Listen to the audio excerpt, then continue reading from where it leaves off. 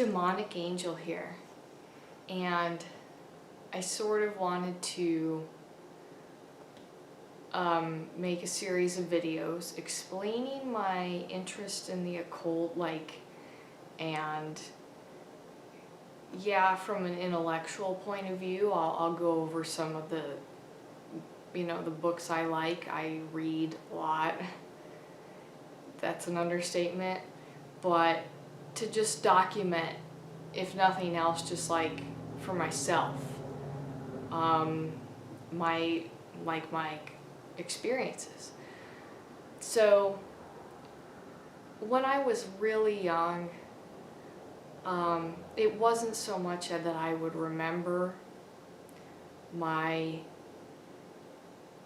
past life in this conscious way, but I would see, my dad would walk past me, and this thought would come into my head like, oh, well, why am I not tall anymore? I would say stuff too that would just pop into my head. I remember that my dad brought home a big thing of C's candy from a trip to the mall, which we had to go to the city for because I'm from the middle of nowhere. And we get home and we unpack it and we open the box of chocolates. And I looked at them and I just said, "Thank you, you remember these are my favorite chocolates." And of course they all just laugh.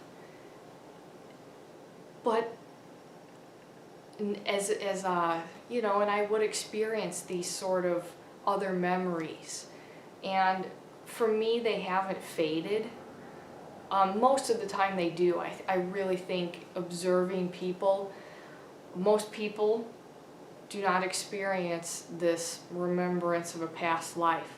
They experience death as oblivion, and I believe that it is usually meant to be that way.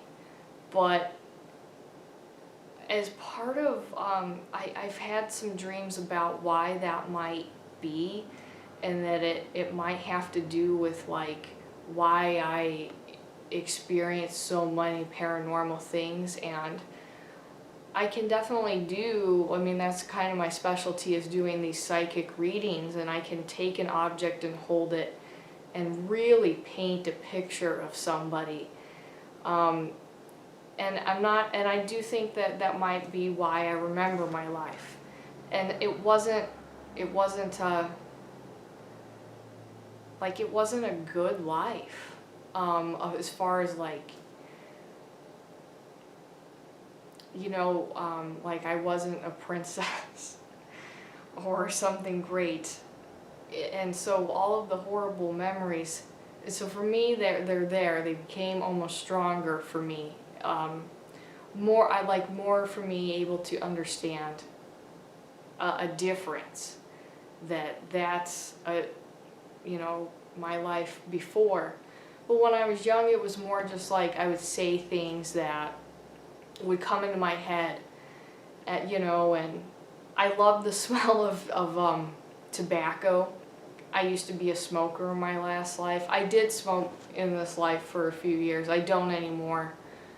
But I just really love the smell of it, and to me it was this is naturally what I'm attracted to. This is what I've liked. It's what I've always liked. I wondered why I wasn't tall anymore. In my last life I was taller than now. And so that would kind of go with these glimpses and sort of phases of, and I never talked to anybody about it. I just kind of thought that it was normal. I assumed that this is just for normal, people, everybody experiences it, so why would it be different? So as far as the paranormal goes, before I moved into my haunted house, of course, it, was cheaper because murder took place there. So, a murder-suicide. And that's, I'll chronicle that or whatever, right? But I would wake up, it was like something would wake me up, like a pressure.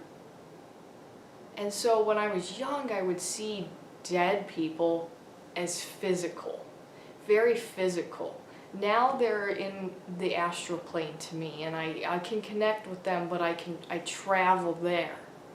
They came to me, and one that stands out for like an example is this woman died. I think that she died of a drug overdose. So she, like the feeling like you're not alone would wake me up. And then here's this woman standing there scratching at her face. Sometimes she would talk to herself, but she would say, "Help, let me out." Now, one of the things that I would say that as a child I noticed is ghosts don't blink. And to me, their mouths wouldn't move. It was like they were whistling, and their voice came with the air. So it wasn't quite a mental projection yet, because it was physical, but it was like, okay, her mouth isn't moving as she's talking to me, but I can hear her voice. And it must have been in my mind, because I shared a room with my sister, my younger sister, but to me, as a child, that's the way that I experienced it. So I was probably maybe like, let's say 4 or 5, and I said, after this woman would come into my room a few nights, I said to her, like I would talk back, physically, I said, "I am not your sister," because she had been asking me, where am I? How do I get to my sister? And then after she asked me, how do I get to my sister, she just started calling me her sister. And then I said, I kind of gave up. It seemed to make her more agitated. And then I just told her, whatever you've done, God loves you, and I'll be your sister. Because I had a strong spiritual belief in God. I really read the Bible, and I grew up very Catholic, but I studied all the saints and what they represented and stuff. And that was the beginning of that. I was beginning to read and whatever, but I just told her God, that was my way of saying to her that it would be okay. And then she never came back again. When I told her that I was her sister and God would forgive her, I believe now that was just somebody searching for somebody to feel their pain. I did feel the anxiety of it and the sadness from her, but I accepted her as just, here's this love, and she never came back. And to me, it wasn't graphic images in my head yet, or it's just some of these people looked pale, gray, dead. A couple of them, like her with the sores on her face, or just people with, a couple times I saw people with blood who, one man, for instance, he got hit by a car. So they looked that way. But sometimes they didn't. Sometimes they just looked completely normal. So that was how I was experiencing that, along with the same time with these memories of like, oh, why am I not taller anymore? Or you used to not, towards my dad, because I am the reincarnation of his great-grandmother. So the memories connected to him, because he knew me in my last life, because of course we're connected through blood, and we bring each other back, I believe, in this sense. And so, but yeah, I never discussed these things with people. The reincarnation thing and the past life memories, they were more just like I understood these things that I wanted to like at first. Then as I got older, the trauma and the bad things that happened in my last life, the scary things came back. So did I had paranormal experiences in my last life, and I was also a witch then. So that kind of came back later. So it was this, for me being, I guess like I'll probably end this little diary part 1 here in a minute. And I'm going to try and decorate back here a little bit behind me somewhat soon. Sometimes it's more like when I'm alone and my daughter here now in my life sleeps and she goes into a deep sleep, I have to take the opportunity to just come onto camera. And so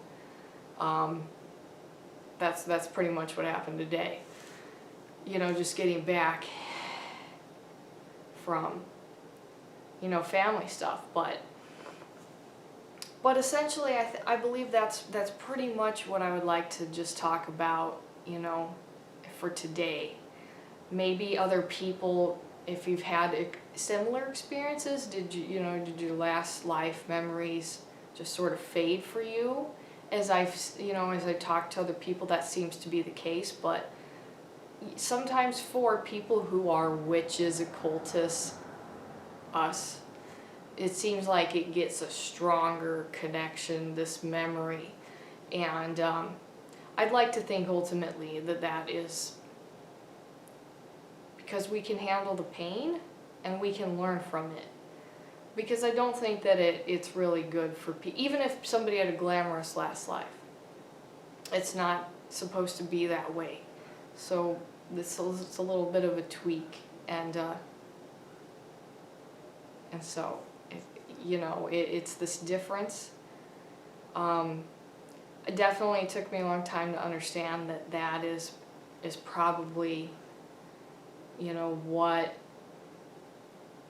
what we call reincarnation or a past life thing. I think the last thing I'll say before I head out for the day is that when people say, oh, reincarnation, it's all in your head. It's because you have some type of emotional connection to your father. Well, yes, I do. And I don't really care what's real and what isn't. To me, I'm trying to understand the self, and I look at it in a way that it's like psychological, that I'm trying to process things in my mind, and I certainly am. Even if reincarnation is real, I am trying to process information and integrate it into myself so that I don't perceive it as being outside of myself. I believe in psychology, but to me, I kind of can walk away from it and say, this stuff is real too. It's a huge influence, and it happened. So yeah. Next, I will I probably do a real quick tarot. We'll do another tarot card, and then I'll do like my video diary 2 or whatever I end up calling it. And I think that I'll jump into like the haunted house that my family moved into. And the quick preview I'd give is that moving out of all these spiritual systems, from Catholicism to agnosticism and philosophies, I guess that's not really spiritual in particular, but when I said to myself, oh, is the paranormal real? Like, is it completely in my mind? The things that happened that were physical, paranormal things, and they did happen, and on some occasions other people experience them, there just is not an answer to that. So I would go to that in my mind and say, wow, this is real. And it's probably not a common thing, and I can't just believe that everything is paranormal or I would be insane. But the physical things, you can't dismiss that. Like, you can't explain it. And that's always been that fascination, in the skeptic within me cannot find an explanation